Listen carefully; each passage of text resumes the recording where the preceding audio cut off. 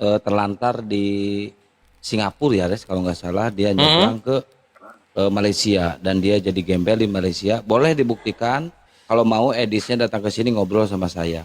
Dan di situ Julius HMC inisiatif untuk open donasi di StreamYard-nya dan alhamdulillah dapat uang banyak dan hasil dari donasi itu semua dikasih ke Edis dan alhamdulillah pada saat itu Edis bisa pulang. Boleh ditanyakan ke Edis, silahkan. Edis itu bukan dari orang menengah ke atas, kawan-kawan yang support Edis. Edis itu dari orang susah. Kita Dari udah bawah kenal Edis banget. dari zaman WhatsApp Ya, gitu.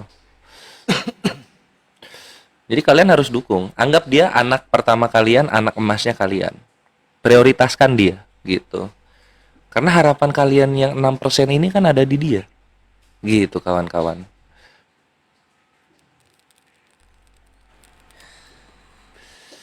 kami dukung kok kalau kalian ngedukung Edis. Justru saya sangat mendukung sama Bang Kores. Sangat Betul. mendukung.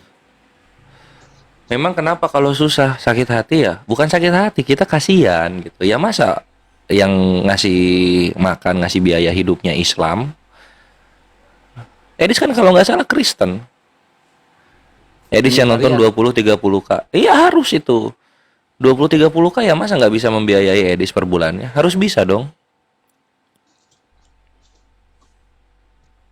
Kok kasihan sama Edis ngapain? Orang susah. Ya mau kayak mana pun dia orang susah. masa orang susah butuh bantuan gak ditolong? Betul. Bilang aja. Harus ditolong, harus ditolong. Tapi apa yang dibilang Edis banyak benarnya tentang Al-Quran. Makanya gue bilang juga belajar Al-Quran ke Edis, belajar Kristen di sini, gitu. Edis kan dia nggak pernah ngajarin Kristen, makanya di sini kita ngajarin Kristen, gitu. Tapi yang sangat disayangkan ya, yang sangat disayangkan dulu Edis itu ketipunya malah sama saudara Kristennya sendiri loh. Waktu open donasi dia pengen belajar ke Inggris, akhirnya uangnya gak cukup cuma nyampe Singapura, terlantar di Malaysia. Terlantar jadi gelandangan pulang Ah, lagi. justru Pulang uangnya lagi dia. malah ditipu oleh saudara seimannya sendiri. Kasihan. Pasti Edis sampai detik ini itu dia sakit hati itu sama orang itu. Pasti saya yakin. Kan dia makanya kata Kores bener itu, dia nggak pernah ngajarin Kristen, Pres. Dia malah mau ngajarin Kristen kan malah, makanya Betul kabur. gitu. Dia kan selalu bahasnya Islam terus gitu. Nah, bahas Kristennya di mana? Di sini. Gitu. Tapi kan Res, netizen Kristen yang sekarang itu kan anak kemarin sore baru tahu siapa si Edis. Mungkin mereka belum tahu seluk-beluk dan akarnya si Edis itu seperti apa. Maklum, kita maklum kok, kita maklum. Dia ini kalau nggak percaya Edis orang susah, kalian lihat deh apologetnya kalian yang menyerang Islam memang ada dari golongan orang kaya. Ada Afrida nggak punya rumah, Alda Victory numpang di rumah pamannya, Edwin tiap hari di mobil, Christian Princess kontra HP. Ada yang kaya, nggak ada, orang susah semua. Makanya kalian harus saling tolong menolong di sana. Apalagi Tapi, Edis gitu. ucapan kita sama Kores, ucapan saya sama Kores bisa kok dipertanggungjawabkan. Bila perlu Betul. mau bareng diomongin sama Edis, oke, saya siap. Saya siap. Saya bertanggung jawab atas omongan saya sendiri ini ya. Sampai Edis ngemis-ngemis ke masjid minta makan nasi Jumat berkah sama takjil. Iya. Saya bisa pertanggungjawabkan. Waktu Edis nggak bisa makan, Edis ke masjid loh larinya. Ke masjid. Untuk apa? Masjid juga tuh. Nasi kotak. Nggak ke gereja ya? Enggak. Gereja nggak ada nasi kotak ya. Segala bayar di gereja. Oh, malah bayar kalau ke Percaya gereja ya? Yesus dia bang, nggak percaya Yesus dia bang, diusir dari gereja di kurus bang. Oh. Ya. Asal Lampung Dia nggak Iswa. ke gereja. Iya ini bener. Dia asalnya Lampung gitu. Dia dari dulu memang suka open camp. Dan ketika open camp ya kelihatan kan rumahnya ya sepetak itu aja gitu. Belakangnya langsung kasur, langsung kompor, langsung kamar mandi. Tapi Mas Iya. Allah, Res, saya bangga. Teman-teman yang di bawah silakan Kristen kalau yang mau naik, ini adalah tempat belajarnya Kristen di sini ya. Ada Bang Tempat Kores. belajar Kristen. Betul. Iya. Bagus Tapi ini. saya bangga loh. Saya bangga karena apa? Masjid yang si Edis mintain nasi bisa memberikan orang yang kelaparan nasi. Masya Allah, saya bangga dengan Alhamdulillah. masjid itu. Iya, Alhamdulillah. tanpa melihat agama, ras, suku apapun ya. Tanpa melihat agama. Oh, Saya luar bangga. biasa ya. Muslim itu rahmatan lil alamin tuh betul ya. Luar biasa ya. Nggak Iya, diminta makanan persepuluh itu. sama masjid nggak diminta persepuluhan, nggak ada kan? Enggak diminta, makan aja. Oh, gratis. Kasih makan aja. Kasih makan aja. Edis itu ngakunya mau bikin rumah apologet. Enggak, Edis itu memang bikin rumah. Kita kan udah lihat Rudy Yohanes kan. Rumah anak terang. Rumah pribadi terang kan gitu. Ternyata rumah pribadi. Rumah pribadi terang. Enggak apa-apalah. Ya masalahnya kan Oten itu kan miskin-miskin tuh. Kasihan lah udah di donatur-donatur atau ditipu gitu. Kasihan loh saya nih. Ya itu makanya di sini kan gua bantu gitu supaya Bantu promosi ya. Ini Bantu bentar promosi. ya. Ada si Panjul di bawah. Jul naik Jul sini Jul. Masa si Edis Panjul dulu siapa? Jul. Siapa Panjul? Julius. Oh, Ya Bang Ini Kores, jadi ada- kalau orang Kristen mau naik ke sini mau belajar sama Bang Kores bisa dibantu nanti ya. bisa banget gitu. Oh, luar Jangan biasa. nanya Islam ya, Islam ke Edis. Di sini kita belajar Kristen. Aku Bang Jen, turun duluan Kang. Ada cinta selawat di bawah internet. Lanjut. Kenapa Bang Jo? Bang JNE. Yang mana Julius? Live. Lalu bilang, Panjang ini. Udah? Nah. Gue mau nanya sama lu ya, karena kan di bawah ini banyak pendukung Edis gitu kan. Ya gue ngingetin mereka untuk bantu Edis karena Edis sebagaimana apologet Kristen yang menyerang Islam lainnya datang dari golongan yang tidak mampu kan gitu. Nah sekarang, ini ketawa bini gue. Nah coba. bilang makan gini ceritanya. Dulu kan Edis pingin ke Inggris. Cuman duitnya itu dia kumpul donasi, terus yang bantu kumpulin donasi itu Sofiatul. Karena waktu itu Edis channelnya kecil, belum banyak orang kenal. Cuman memang ada beberapa yang kenal karena dia memang termasuk yang jago membuat marah orang lah. Jadi Edis itu punya kelebihan nyebelin. Ya, jadi memang syarat untuk menjadi apologet, terutama yang sebelah ini harus nyebelin. Jadi kalau dia masuk itu kan dia suka gini, oh keroyok ya, oh nggak dikasih ngomong ya, padahal dia sendiri yang nggak ngomong gitu kan. Oh di mute ya kan gitu. Suka membuat marah orang. Jadi banyak juga orang yang dukung dia. Dan waktu itu Sofiatul mengatakan, yuk kita bantu Edis. Karena waktu itu kan Sofiatul lagi jadi ratu penghujat nomor 1 ya. Waktu tahun 2022 itu. Jadi waktu itu Sofiatul yang bisa dibilang sama seperti Agatha kemarin lah. Lagi terkenal, dia galangin dana. Terkumpul waktu itu 100 juta.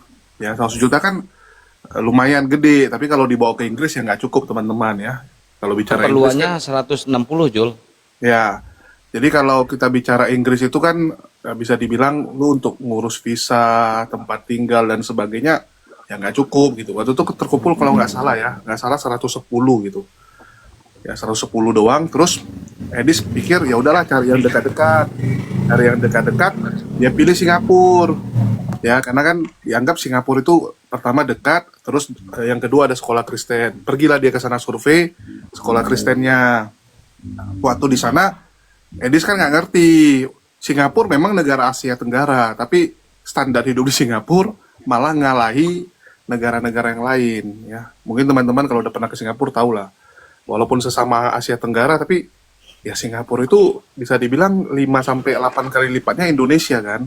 Bahkan imbang sama Eropa. Untuk makan sekali makan 100-an sama minum 200 lah ya.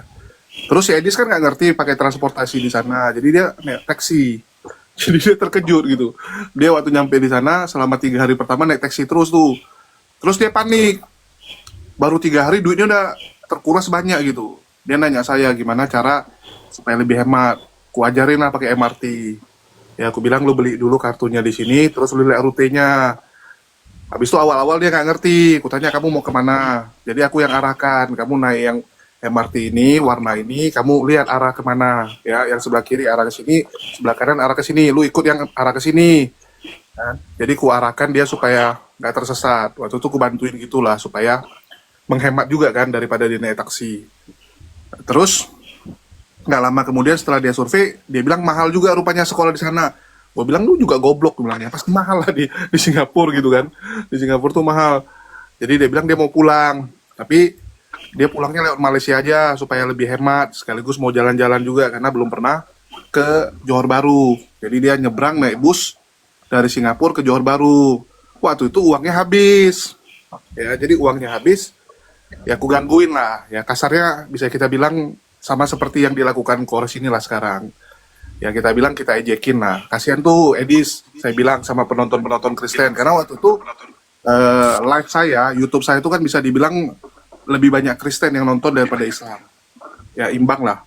Jadi waktu itu kan saya bilang sama teman-teman Kristen, kasihan tuh si Edis udah terlantar di Malaysia nggak ada duitnya gitu. Setelah saya bilang gitu, mulai tuh banyak orang-orang Kristen yang WA Edis.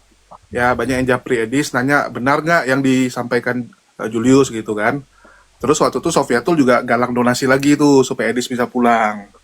Jadi secara nggak langsung kita jadi wasilahnya lah, ya. Jadi wasilah Edis berhasil menggalang donasi untuk pulang waktu itu. Jadi bukan saya yang galang terus kasih ke Edis, enggak. Saya cuma bantu soundingin. Terus waktu kemarin juga saya secara nggak langsung bantuin Edis juga. Waktu itu ingat nggak, Edis pernah curhat channel dia Dismon. Dismonet. Ya. Gara-gara video-videonya diambil sama channel-channel Kristen lain yang dia bilang dia yang capek-capek, channel Kristen lain yang untung gitu kan. Yang dapat ini ya, yang dapat apa? Monet gitu kan, yang dapat AdSense. Ya, Yang goblok juga anjing, dimakan anjing doangnya Edis. Seneng kali gitu. Edis yang capek keluar-keluar, channel-channel Kristen lain yang live-live kan dia tuh yang untung. Ya mungkin teman-teman lihat lah sekarang ya, kan banyak tuh yang kalau Edis live itu kan ikut-ikut live ya, banyak banget tuh. Terus aku bantu, aku sindir lah, ya aku sindir Pil Pahit, terus yang lain-lain lah, channel-channel yang mengambil video Edis. Jadi di video saya tampilkan nih, ya saya tampilkan Edis curhat, ya habis Edis curhat, saya tampilkan nih channel-channel yang ngambil video Edis. Saya bilang, woi kasihan tuh Edis. Dari situ, ya mereka kan nonton, banyak juga penontonnya yang komen, misalnya channel Pil Pahit, ada yang komen di Pil Pahit, kasihan Edis gitu kan. Terakhir channel-channel Kristen ini hubungi Edis, dan mereka bikin perjanjian lah bagi hasil. Dari situlah pertama kali Edis agak lumayan gitu kan. Kasarnya ya adalah yang bagi hasil sama dia dan jadi support dia. Jadi secara nggak langsung ya kita berkontribusi. Kalau kita nggak bantu soundingin kan orang-orang Kristen ini nggak ada kesadaran. Ya berkat kita sindir, akhirnya ada kesadaran untuk bagi persennya ke Edis. Jadi dulu ceritanya seperti itu. Jadi memang Edis ini dulu salah satu pelawak, salah satu badut terbaik saya ya, selain Rudy Yohanes, Luga. Ya, jadi Edis itu salah satu badut yang cukup saya sukai. Ya, kalau dulu saya sukanya, ya Edis ini sebenarnya kalau diskusi masih bisa sih. Kalau jujur ya, tapi satu lawan satu masih enak diskusi. Walaupun ngeyelnya dan framingnya jago. Tapi kalau bicara framing, ya balik lagi gitu, ketemu siapa ya. Kalau ketemunya kayak Kores, ketemunya kayak saya, ya bubuk dia kalau framing gitu. Kebalikan semua framingan dia. Jadi kalau Oten kan selalu bilang, wah jangan debat sama Julius, dia tuh raja framing gitu kan. Ya kita bukannya apa ya, kita balikin aja semua kata-kata orang kan. Kita balikin kata-katanya, ya udah gitu. Ya jadi secara nggak langsung, ya Edis itu ya bisa dibilang apa ya, ya harus bersyukur lah. Harus bersyukur bahwa banyak umat muslim yang peduli dengan dia, karena tanpa kita juga Edis itu nggak akan dikenal. Orang Tadi juga muslim dibilang, harus bersyukur.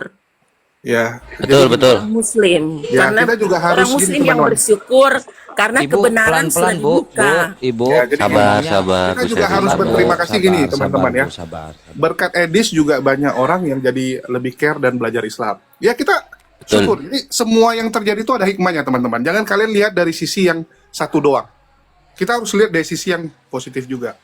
Contoh nih, si Kores kemarin juga udah dengar ya, bahwa sekarang teman-teman, kita nggak pungkiri Edis lagi terkenal, dan kita senang. Kenapa kita senang? Gara-gara Edis lagi terkenal, sekarang mulai banyak umat muslim yang sebelumnya nggak nonton diskusi ini, yang nggak tahu dunia debat, sekarang jadi tahu. Jadi banyak saudara-saudara kita di daerah yang selama ini bilang, ngapain perbandingan agama?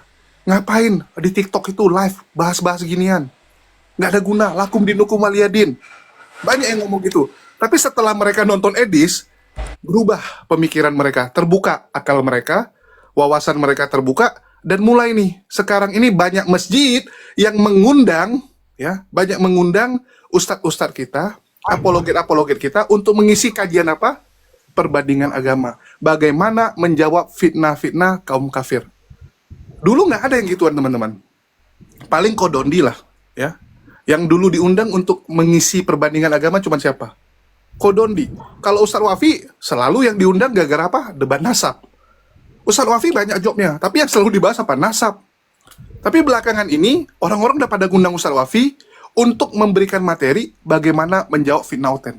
Ya mungkin mereka-mereka ini nonton juga kan, Edis ada debat sama Ustadz Wafi. Nah, jadi mereka undanglah Ustadz Wafi untuk ngisi kajian-kajian itu. Selain Ustadz Wafi kemarin ada juga Ustadz Hans, ya. Ustadz Hans juga diundang di Jogja untuk ngasih kajian perbandingan agama. Kolo juga diundang untuk ngasih perbandingan agama ini. Dan saya yakin semakin banyak umat muslim awam yang nonton Edis, makin terbuka lah ya wawasan mereka bahwa kondisi di negara kita untuk toleransi umat beragama tidak baik-baik saja. Harus kita katakan itu. Lagi tidak baik-baik saja karena kita sedang posisi diserang. Agama kita terus dihina, dihujat, difitnah. Dan bagaimana cara melawannya? Ya tentu saja bukan dengan cara angkat senjata, maki-makian, enggak. Caranya gimana? Ya kita jawab dan kita balikkan fitnah mereka. Kita kasih cermin kepada mereka bagaimana Bible pasang badan atas semua fitnah mereka. Jadi materi yang kita bawa itu simpel aja. Bagaimana Bible menjawab fitnahan mereka kepada Islam. Jadi bukan kita yang jawab, tapi Bible-nya sendiri yang menjawab. Dan kita bersyukur, dan saya yakin ya, kalau sekarang ini kan yang diundang Ustadz Wafi, Ustadz Hans, ya, Kolo juga diundang, Kodondi, ya besok-besok mungkin Kores juga akan diundang gitu kan. Dan sudah mulai ya Res ya, kemarin ada beberapa kali seminar-seminar Kores itu ungkit-ungkit masalah Islam tidak baik-baik saja. Ya mungkin silakan lanjutkan. Ya, selamat Ya. siang, Bang. Siang. Tunggu ya, bentar gue dulu ngomong. Tunggu ya, tunggu. Nah, jadi itu yang disampaikan Julius itu simpelnya begini. Ketika Edis mulai ramai, mulai makin tenar gitu kan, kami jadi gampang untuk ngajak Muslim bergabung di API gitu. Karena dulu itu gini, ikhwan ya, awal-awal dialog lintas iman itu, ya kita kalau ngobrol sama Muslim mengenai dialog lintas iman, lu ngapain debat-debat? Ngapain? Gak penting banget, mending cari uang kayak gitu kan. Nah sekarang kita kan ada Edis nih. Jadi lu ngapain debat-debat, ngapain? Ini coba deh, lu lihat nih Edis TV. Nonton dia 5 menit. Ini agamanya apa Edis ini? Ngomongin Nabi kita, Kristen. Debat. Kalian debat. FPI mana FPI? FPI bangunin lagi FPI bangunin lagi gitu. Jadi Muslim yang awam sadar sehingga makin banyak yang melek bahwa Islam sedang tidak baik-baik saja di media sosial, sehingga nanti gampang kita nyiduk-nyidukin penghujat gitu. Itu sih. Iya, Bang. Boleh saya tanggapi, Bang? Boleh silakan. Aku tambahin sedikit sebelum aku makan. Enggak, tunggu Bang Kantang belum beres. Ya, jadi gini teman-teman ya. Wah. Jadi yang dibilang Kores itu yang mungkin teman-teman semua hadapi. Bagi teman-teman yang suka nonton diskusi, kalau kalian sharing video ini ke teman-teman kalian yang lain, mungkin ada teman-teman kalian yang bilang gini, ngapain nonton gituan, ngapain gitu kan bahas-bahas agama. Dulu setiap hari ya banyak sekali yang komentar, banyak sekali yang WA ke saya, bang ngapain bahas ginian. Saya kalau balasnya gimana? Saya nggak mau ribet teman-teman, nggak perlu saya jelasin ini itu gitu ya, nggak perlu. Saya kirim video Sofiatul dulu. Ya, jadi dulu saya banyak video Sofiatul yang menghujat, saya tinggal kirimin. Yang sebelumnya dia komplain, ngapain kamu bahas agama, begitu dia dengar video Sofiatul, apa yang dia bilang? Siapa ini? Siapa betina ini gitu kan?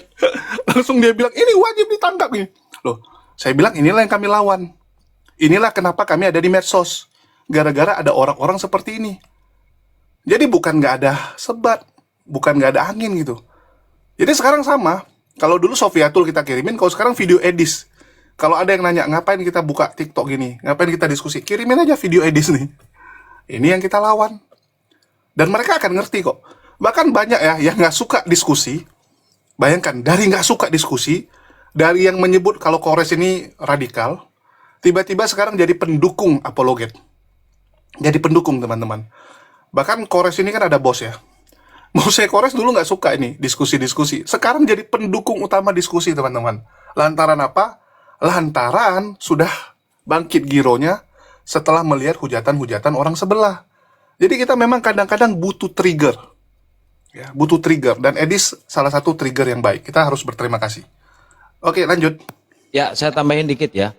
Saya masih ingat Bang Jul, Bang Kores, mungkin Bang Jul juga masih ingat ya. Karena kan si Edis dulu sering masuk ke Zoom saya ya, sama Bang Tolib ke MDM, ya ke MDM. Dia selalu open cam dan sama saya juga baik dulu, sering WA-an, sering teleponan, dia nantang debat Bang Juma dan sebagainya gitu kan. Sering WA-an tuh. Nah, dia sering open cam kan di Zoom, dia pakai baju koko, pakai kopiah haji kan, pakai sarung, masuk ke masjid. Masuk ke masjid, ngerinya dia itu cuma minta nasi Jumat berkah dan nasi takjil untuk dia makan. Dia jujur, saya lapar Kang, saya perlu makan. Waktu itu dia masuk ke masjid, dia minta nasi bungkus di situ, nasi kotak. Alhamdulillah dia bisa makan. Alhamdulillah. Dan saya bersyukur kepada masjid itu telah memberi orang yang sedang kelaparan, memberi makan. Masya Allah. Walaupun dia kelakuannya seperti ini ya, itu haknya si Edis ya. Kita nggak ngungkit masa lalu, cuma saya ini ingin membuka aja. Ucapan saya, omongan saya bisa saya pertanggungjawabkan. Bila perlu ada si Edis ke sini, saya naikkan, saya ngobrol bisa. Ya gitu, Res silakan. Ya, saya Bang mau. Ya itu Abang Ganteng silakan. Iya Bang, begini.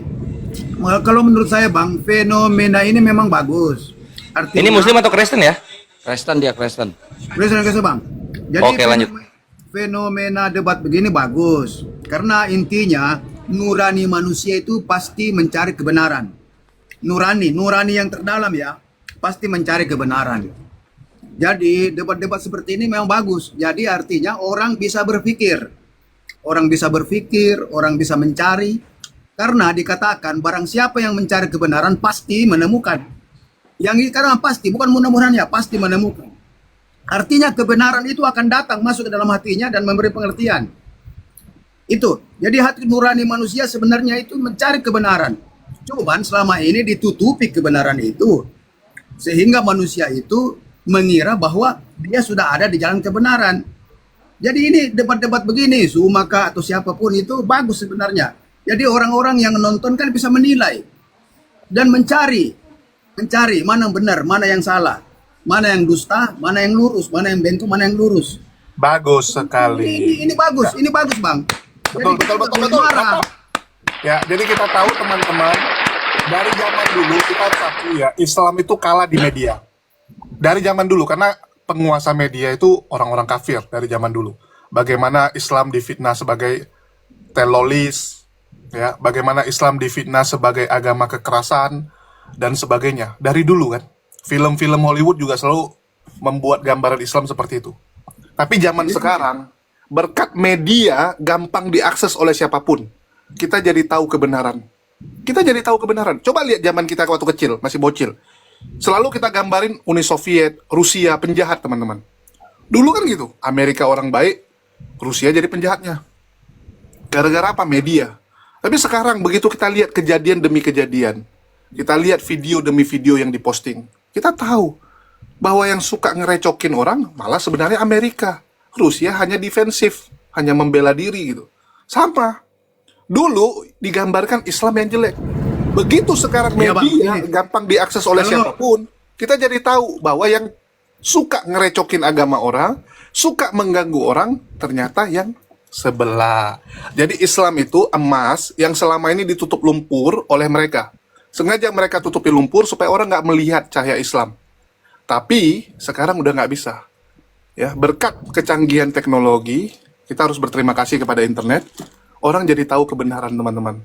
Dan tai yang selama ini mereka sepuh, mereka bungkus dengan emas, mereka kasih casing yang sangat bagus, ya, dengan ajaran dia bilang, oh ini kasih, kami suka membantu dan sebagainya, terbongkar. Ternyata semua ada udang di balik peyek teman-teman. Semua bantuan mereka, semua kisah-kisah kebaikan mereka. Ternyata itu hanya memancing teman-teman. Jadi semua kebaikan mereka itu ternyata ada maksud.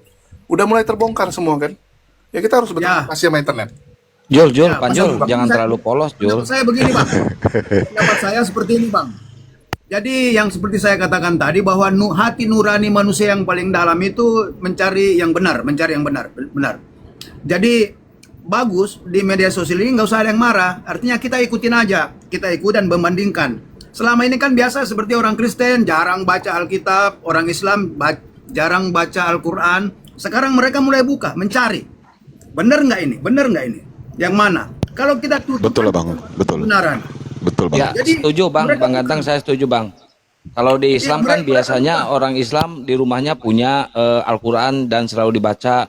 Nah, terus yang Kristen yang tidak punya Alkitab gitu kan, Bible, jadi dia berusaha untuk beli Bible ya, tidak diketekin tapi dibaca. Itu Bang, Ya. setuju saya Bang. Jadi nurani manusia itu sebenarnya nurani manusia yang paling dalam itu sebenarnya mencari kebenaran. Mencari kebenaran. Itu nurani manusia yang paling dalam. Jadi Cuman kita simpulkan gini aja Bang, debat itu, diskusi itu sangat berguna. Jangan kalian pemikiran kayak Andri Tungtung ya. Kalau Andri Tungtung tuh kemarin, pendeta nih teman-teman, pendeta, diajak diskusi sama Kodondi, dia bilang apa? Apa guna diskusi? Menang jadi arang, kalah jadi abu. Betul. Terus aku bingung, ini mau berantem atau mau diskusi? Setahu saya yang namanya diskusi, menang dapat ilmu, kalah juga dapat ilmu. Betul nggak?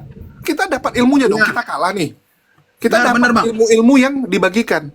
Begitu juga walaupun kita menang, pasti adalah hal-hal yang mungkin kita belum ketahui jadi tahu. Jadi sama-sama diuntungkan. Biarkan penonton, pendengar yang menilai. Kan ujung-ujungnya itu. Kita cuman suguhkan data, ya. Kita cuman bagi argumen kita, pendapat kita. Ujung-ujungnya biarkan penonton yang menilai. Mereka lebih cocok kemana. Menurut Iya, Bang. mereka yang masuk akal mereka mana. Itu. Jadi jangan, Ya. ini ya, jangan ada yang bilang, ah nggak bagus lah diskusi dan sebagainya. Jangan kayak Andre Tungtung. Kamu kalau berantem, boleh. Menang bonyok, kalah lebih bonyok. Ini bukan lagi Iya. berantem kok. jadi Lagi bagi begini ilmu. Bang. Tapi saya setuju dengan Bang Ganteng Bang. Saya setuju dengan Ya, Bang ya, dukung, Ganteng Bang. tadi yang bilang saya dukung Bang. Dengan adanya diskusi ini, dengan adanya debat ini banyak orang-orang yang mencari kebenaran dan orang-orang yang cerdas. Buktinya ada Bang. Begitu siapa Dr. Richard Lee mengundang Elia Meron sama si Edwin dan mengundang Kodoni, di situ timbul kebenaran Bang. Dan alhamdulillah Bang Richard Lee ini, Dr. Richard Lee mualaf Bang. Ya, Dengan ya. mengundang mereka berdebat. Masya Allah Bang, keren Bang. Tapi- Tepuk tangan dulu Bang, tepuk tangan Bang. Apapun yang dipilih oleh Tepuk tangan buat Tuhan. seseorang, Bang, apapun yang dipilih oleh seseorang itu kan semua dalam rangka pencarian, Bang. Pencarian. Betul Bang.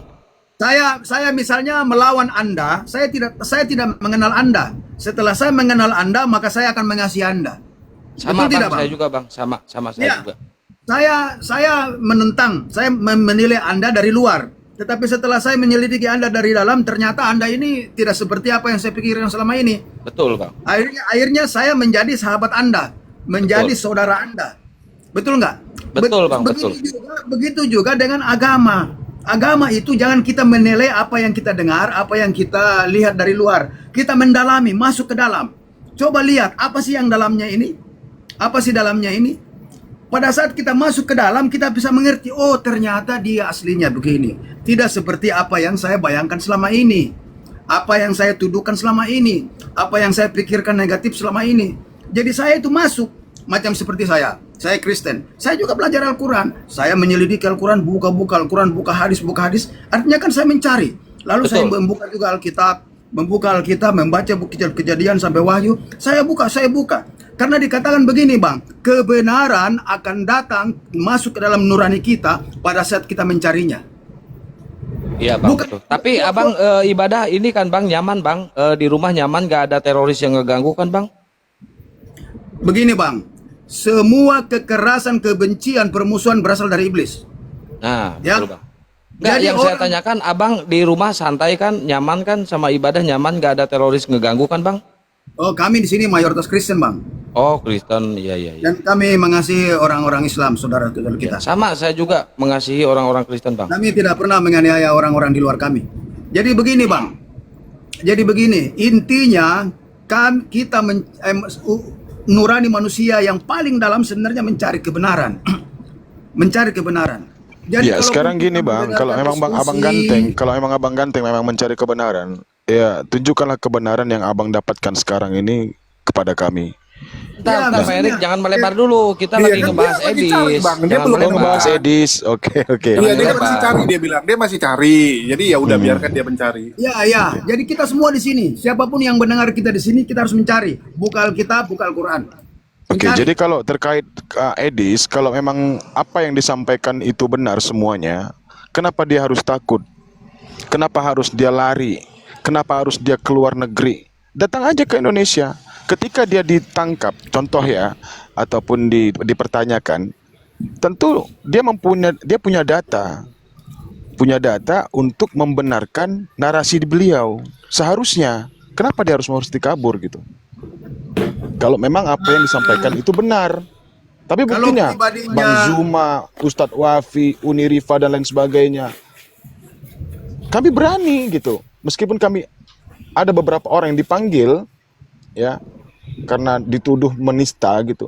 Nah, kita punya dalil membenarkan apa yang kita sampaikan gitu. Nggak seperti Edis, kabur dia. Dikatakan Rasulullah seperti inilah. Kenapa dia harus lari coba?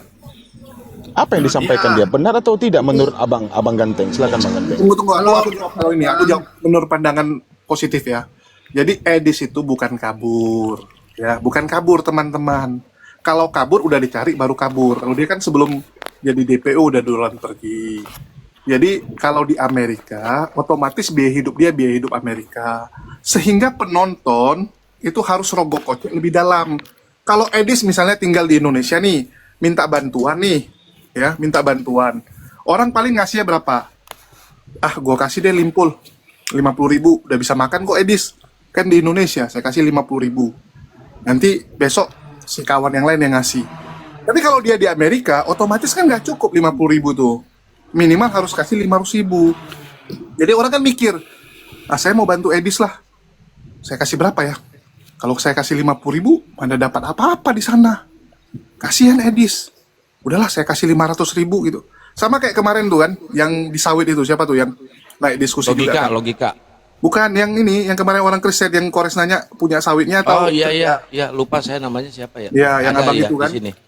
Ya, yang dia cerita aku tanyain, dia kan pendukung Edis, terus aku tanya kamu kasih berapa ke Edis? Ya, dia bilang adalah 1 jutaan gitu kan, 1 jutaan. Akan bagus gitu.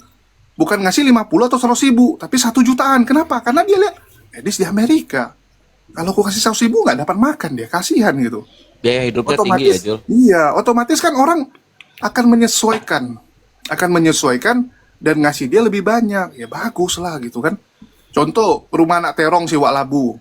Dulu dia bilang terkumpul 1,5 tahun 2 miliar gitu kan. Nah kalau Edis kan mau bangun rumah apologet Kristen anti geruduk dia bilang ya. Rumah apologet Kristen anti geruduk di Amerika.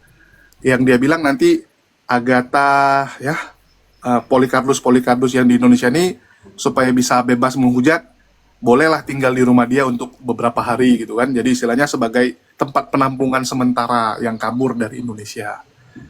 Dan rumah tersebut cukup nggak 2 miliar? Ya nggak cukup. Ini Amerika coy. Amerika 2 miliar nggak cukup. Kalau di Indonesia di kampung ya, terutama di kampung, ya udah megah lu bangun gitu. Kayak Walabu kan udah megah gitu, 2 miliar udah megah. Kalau di Amerika 2 miliar ya dapat tanah doang. Dapat tanah doang, nggak cukup malah kalau di daerah-daerah yang agak mahal gitu. Jadi orang akan rogoh kocek lebih banyak. Dan saya yakin proyek Edis ini akan berhasil teman-teman. Rumahnya yang berhasil ya. Masalah nampung apologet atau enggak ya itu urusan belakangan. Itu urusan dia. Itu urusan dia sama para donaturnya lah. Tapi kita mendukung proyeknya Edis seperti yang tadi disampaikan oleh Kores dari awal, yang nampaknya merogoh kocek itu sekitar 10 miliar lebih. Dan semoga orang-orang Kristen tuh ya tolonglah transfer lebih banyak buat Edis teman-teman. Ini kita dukung, transfer lebih banyak. Kalau kalian transfer kemarin ke Rudi Yohanes misalnya 100.000 sebulan, 300.000 sebulan, ya ini minimal 1 juta lah sebulan. Ya, sama kayak abang kemarin gitu kan. Berapa abang kasih ke Edis? Ya dia bilang setiap panen ya kasihlah 1 juta buat Edis. Nah, itu yang benar. Jadi kita dukung buat Edis sehingga nanti besok kalau kita main ke Amerika, saya bisa bilang sama Edis, gua kan udah bantu promosi nih, gua nginap ya rumah lu ya. Nah, kan cocok juga gitu. Kita saling tolong menolong di sini. Enggak, Bre. Nanti tunggu mainnya, nanti nunggu rumahnya penuh baru kita main ke sono gitu. Assalamualaikum warahmatullahi wabarakatuh. Waalaikumsalam warahmatullahi wabarakatuh. Nggak gini, aku ngomong bentar lo. Jadi ngapain mau bikin rumah? Biaya mahal di sana tuh. Beli gereja, gereja kan banyak dijual di sana. Kan gitu. Di Amerika tuh banyak loh gereja dijual. Tinggal beli aja, izin kan tidak perlu lagi. Kau sana mau bikin rumah, IMB beli tanah dan sebagainya mahal. Beli gereja, banyak tuh gereja itu. Jual kan gitu kan. Disekat-sekat kan enggak banyak biaya kan. Nah, jadi kelebihan uang tuh bisa lah untuk edis poya-poya kan gitu. Kan dulu kan pernah tuh jalan-jalan ke Singapura minta duit waktu itu kan, ingat enggak Jul? Kan gitu. Nah, macam buat labuk juga gitu kan. Untuk rumah anak yatim Kristen yang mamaknya ditinggal bapaknya, dibilang kan, yang bapaknya lari, gitu kan. Kita di Kristen ini banyak juga ini anak-anak haram, dibilang kan, anak hasil jinah di gereja, mau saya tampung, dibilang kan gitu. Bikin rumah anak terong itu kan, berbondong-bondong lah dapat. Sekarang nggak ada tampung anak-anak orang tuh situ, gitu loh. Sekarang dia pernah ngeluh, aku dengar ngeluh untuk bayar AC itu, dia pasang semua AC itu di kamar rumah itu. Waduh, nih gimana nih AC nih? Bayar mahal, nah gitulah. Jadi untuk pendukung-pendukung Edis, kalian sarankan beli gereja loh. Banyak gereja di sana yang jual itu, daripada beli rumah kan, beli bahan baku yang lain lagi gitu. Oke, lanjut Al. Sikit-sikit aja. Kalau saya Gimana Kores? Kalau saya tanggapi Edis seperti Abang itu, Ganteng. Bang. Kalau seandainya Edis itu niatnya benar, kalau Edis itu niatnya benar, bukan tujuannya mencari duit, dia akan maju terus, dia akan terus. Semakin banyak orang mengikuti dia. Tetapi kalau niatnya membawa-bawa ayat-ayat, membawa-bawa nama-nama Tuhan, lalu ingin mencari keuntungan dari pribadi, itu akan dipertanggungjawabkannya kelak, akan setelah dia mati. Berat sekali hukumannya itu. Berat. Nggak peduli dia Bang Ganteng, dengan itu nggak peduli dia. Abang Ganteng nggak bisa ngomong itu sekarang. Nggak bisa ngomong itu sekarang. Tunggu. Menyatakan kebenaran, maka dia tidak akan bisa mati. Dia akan makin banyak orang mengikuti dia. Karena kebenaran itu pasti diikuti orang. Kebenaran pasti diikuti orang dan kebohongan pasti ditinggal orang. Itu tujuannya manusia itu hidup. Tunggu 2 bulan rumahnya jadi. Ya, setiap kebenaran pasti diikuti banyak orang dan setiap kebohongan pasti ditinggalkan banyak orang. Itu aja intinya, Bang. Mantap Bang Ganteng. Mantap Bang Ganteng ya. Karena di Amerika tuh banyak kebohongan tuh ditinggalkan orang. Di Eropa banyak kebohongan ditinggalkan orang. Malah di Indonesia ini juga banyak kebohongan itu ditinggalkan orang. Contoh tadi yang diceritakan siapa tuh? Sama Yunus kata itu. Dr. Richard Lee. Weh, Dr. Ben. Siapa lagi itu? Banyak Dr. Karisa, dokter-dokter yang hidup ekonomi mereka udah sangat-sangat mapan gitu loh. Ditinggalkan ajaran kebohongan gitu loh. Kemarin juga satu keluarga, ini kan balik ke Islam, reverse ke Islam kembali karena lihat fitrahnya kan, karena tahu ada ajaran kebohongan gitu loh. Mudah-mudahan Bang Ganteng betul-betul cari lah ya, betul-betul cari, tapi bukan dengan tendensi kebencian gitu loh. Cari logis. Jadi gini Bung, bentar dulu. Kebenaran itu dengan ketulusan. Di tempat sekarang nih. Ya betul, dengan ketulusan. Nah sekarang apa yang bisa diaplikasikan di tempat ajaran Anda yang sekarang? Ya kan, apa yang solusi yang diberikan dari ajaran yang Anda dapatkan sekarang kan gitu? Kan? Iya bang. Apa yang bisa diaplikasikan? Jangan ke sana dulu. Ya. Seperti saya bang ya. Terlalu lanjut. Seperti saya bang, setelah mendengarkan banyak debat-debat, apa semua, saya tadinya nggak suka buka Alkitab dan Al-Quran. Saya menjadi suka buka Alkitab dan Al-Quran. Saya punya 2 buku Al-Quran dan Alkitab. Saya buka. Saya mencari di situ, apa benar ini yang dikatakan ini orang? Apa benar yang dikatakan? Mantap. Nah, inilah hasil. Udah sekarang udah sampai mana pembelajarannya Bang Ganteng? Udah condong kemana? Ke Kristen atau ke Islam? Saya semakin kuat di Kristen, semakin kuat. Oh, ke situ. Ya. Oke, kalau gitu apa yang saya selama ini kita bahas ini Bang sekarang Bang. Kalau gitu kita bahas, ini kan room belajar Kristen tadi si Kores bilang. Ya oke, kita mulai pembelajaran Kristennya kalau gitu. Cocok? Ya gitu. Karena kalau belajar Islam ke Edis, tapi kalau misalnya belajar Kristen di sini gitu. Nah sekarang perkara makin kuat Abang Ganteng ini. Memang pengajaran yang diajarkan Edis mengenai Kristen itu apa? Gua kasih 10 detik. Satu, Kalau Edis dua. jarang membahas Alkitab ya. Tapi kalau dia membahas satu kali, apa yang dia katakan itu ya benar. Oke. Tetapi kalau dia membahas Al-Qur'an, dia membahas hadis, itu baru saya tahu. Nah, Itu baru saya tahu. sekarang ini bahasan Edis mengenai Babel ya, yang sedikit ya. Ya. Bahasan Edis mengenai Babel yang sedikit. Ya. Nah, dengarkan ini. Di surga, Yesus dan juga Roh Kudus. Kenapa? Karena mustahil menjadikan Bapa sebagai Rob, sebagai Kurios, tanpa menjadikan firman-Nya sebagai Rob, sebagai Kurios juga. Berarti ada 3 roh. Karena otomatis, ya ada 3. Masalahnya kalian nggak bisa ngitung. Ah, itu masalahnya. Ada 3 Tuhan. Nah, sekarang saya tanya sama kamu. Jadi Edis mengakui dalam Bible itu ada 3 Rob. Rob itu kalau diterjemahkan ke Indonesia Tuhan. Edis mengakui ada 3 Tuhan. Benar ini? Kalau saya jawab, ya ada dalilnya bang, ada dalilnya ya. Ada daya 3 Tuhan ya, mantap Edis. Berhasil. Kalau tidak pernah Berhasil, tidak ada Edis. dikatakan bahwa 3 Tuhan, tetapi kalau kita menerjemahkan setiap ayat, pikiran kita ke situ. Iya, bagus. Berarti mengakui dengan jujur sekarang kekristenan udah bukan Tritunggal lagi, tapi Triteos gitu. Ya, seperti contohnya Oke, begini, Bang. mantap. Mengapa kami memanggil Yesus Tuhan? Itu ada ayatnya. Karena di dalam ayat Yohanes 17 ayat 5, di situ Ya. dikatakan Yesus bersaksi tentang dirinya sendiri. Dia berkata begini, "Ya Bapa, permuliakanlah aku seperti kemuliaan yang kumiliki bersamamu." Artinya kemuliaan itu ada. Kemuliaan itu kumiliki bersamamu sebelum dunia ada. Jadi Yesus Jadi pada saat- kemuliaannya atau Yesusnya yang sudah ada itu di hadirat Ya. Bapa itu? Ya, dia di hadirat Bapa dia sudah ada sebelum dunia ada. Kemuliaannya atau badannya? Kemuliaan. Kemuliaannya, sebelum oke. dia jadi manusia, sebelum dia inkarnasi jadi manusia. Dia berbicara seperti di Kejadian 1 ayat 26 dikatakan begini, Pak. Baiklah kita menjadikan manusia menurut rupa kita dan gambar kita. Kita itu di situ merujuk kepada Bapa dan Firman. Sebelum Yesus datang- Bukan sama. Artinya Bapak juga ada bentuk paha, kaki, tangan, mukanya. Saya tidak bisa membayangkan itu. Seperti contohnya saya tidak bisa membayangkan bagaimana roh saya dan jiwa saya. Kan dalam diri saya kan ada 2 juga. Roh dan Roh jiwa. nggak ada kupingnya. Jiwa itu Roh dan apa? jiwa. Nah, kalau yang ada kupingnya itu tubuh.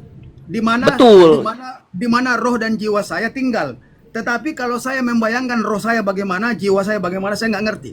Cuman kalau Ya, karena roh itu nggak ada kupingnya. Roh itu seperti bensin dia. Dia yang menjadi sumber kehidupan. Ya. Bukan bentuknya seperti orang gitu. Kalau saya membayangkan tubuh saya, oh ada mata saya ternyata, ada hidung saya ternyata, itu saya bisa lihat. Tetapi kalau saya membayangkan roh saya bagaimana, jiwa saya bagaimana, saya nggak bisa lihat, saya nggak bisa tahu.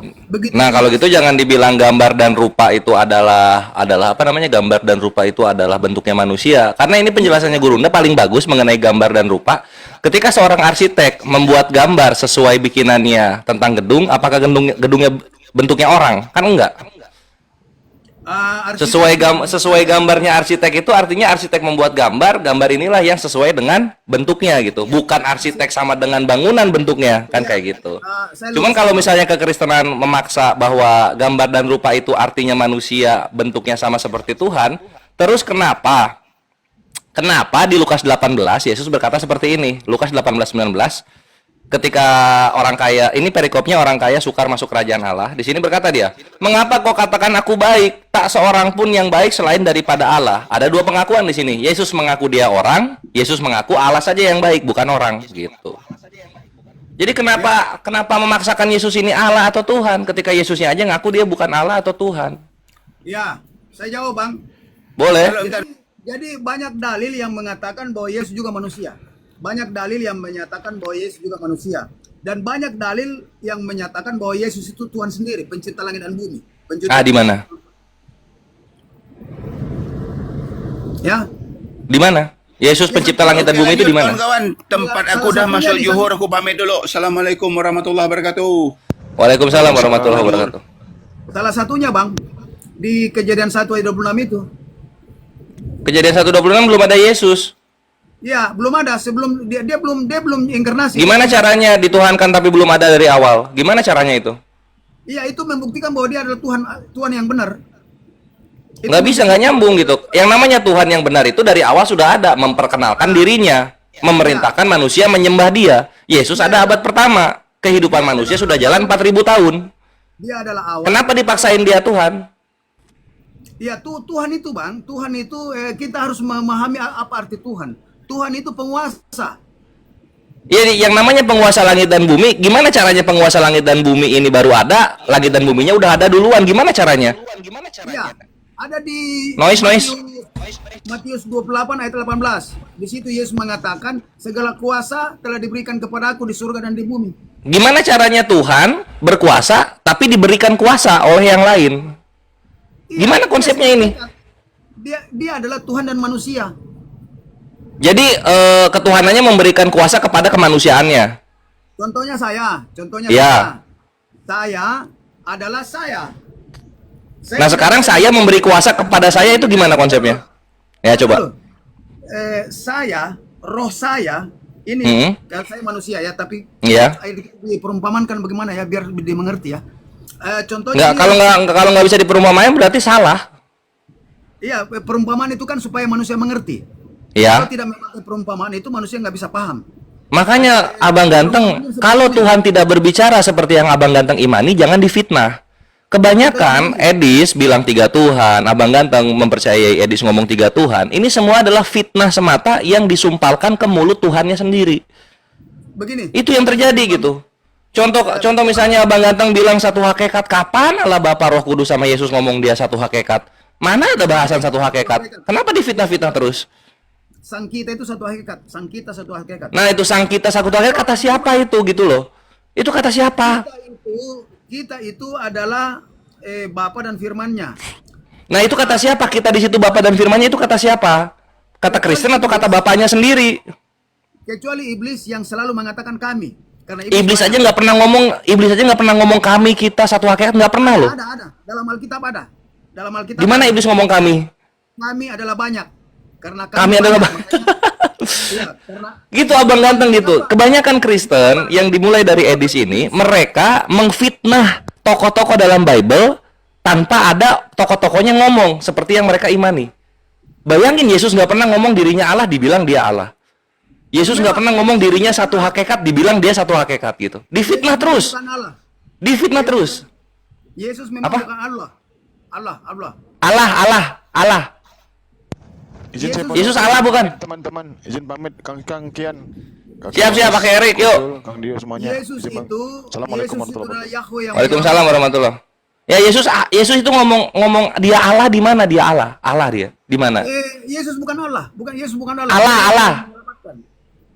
Yesus ngomong dia Yahweh itu di mana dia? Yesus dan Allah beda, jauh beda. Iya. Allah beda. Kalau Allah bukan juga ya. Ya udah nggak apa-apa. Yesus ini Yahweh ini di mana Yesus Yahweh? Dari namanya kan kita bisa mengenal dia bahwa dia adalah Yahweh. Di mana orang Yahudi pakai nama Yunani untuk pengertian Tuhan? Yesus ini nama apa ini Yesus? Yahshua, Yah itu Yahweh, Sua itu menyelamatkan. Oke, jadi besok Yasuati iya gitu. Tapi kalau Yesus orang Yunani, Bre.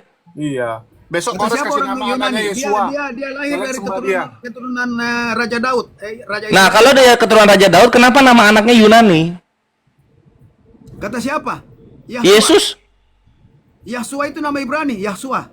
Di mana ada nama Yasua? Di mana? Di mana Yesus itu nama aslinya Yasua? Dapat dari mana lagi ini?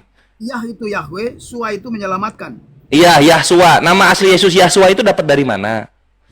Iya, karena Tuhan sendiri yang datang menyelamatkan. Oke, Tuhan sendiri yang datang menyelamatkan, dia punya nama Yasua. Itu di mana dapatnya? Hakikat dengan Bapa. Di mana yang dapatnya? datang menyelamatkan. Makanya di kejadian, Oke, di mana dapatnya? Di Kejadian, Keluaran, Ulangan, Imamat. Di mana dapatnya? Res nggak nyambung Oi. Ganteng ini nggak Makanya ngerti Yohanes 1 maksudnya. ayat Dia nggak apa. ngerti dia. Kan Tersesat dia.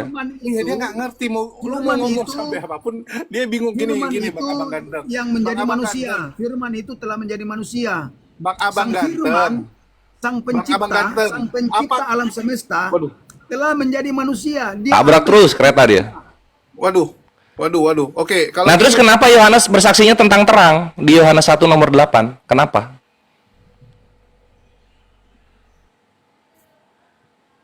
Ya, kalau standarnya gitu besok-besok setiap ada anak yang namanya Tuhan memberkati, Tuhan menjelma. Ada nggak di Indonesia yang namanya Tuhan menjelma? Cobalah besok teman-teman bikin nama anak kalian Tuhan menjelma. Kita lihat apakah Abang Ganteng dan teman-teman coten-coten lain akan menyembah dia ya. Yesus adalah siratal mustaqim yang asli, yang benar. Tidak ada Siratal mustaqim. Berarti boleh diinjak? tidak ada siratal mustaqim yang lain kecuali Yesus. Iya, boleh diinjak Yesusnya. Karena Yesus mengatakan akulah siratal mustaqim itu. Oke, boleh diinjak berarti ya? Akulah kebenaran itu. Iya, boleh diinjak ya? Jadi kalau engkau ingin mencari kebenaran, akulah kebenaran. Iya, boleh diinjak kalau gitu ya, Abang Ganteng. Engkau ingin setelah kau mati hidup yang kekal. Iya. Jalan adalah tempat kita Menginjakkan kaki. melewatinya. Oke, kita Boleh. Yesus. Boleh diinjak? Jalan menuju surga, bukan menuju Iya. atau Iya, kita jalan ke menuju surga itu gimana? Guling-guling atau menginjak jalannya? Gimana caranya? naik. Kau punya roh yang naik setelah kau meninggalkan. Ya kalau orang nggak usah pakai jalan lah, roh melayang kok terbang. Ya, itu jalan ke atas. Nah kalau jalan boleh diinjak, Jalan ke atas. boleh diinjak. Artinya kamu sesat, pemikiranmu sesat.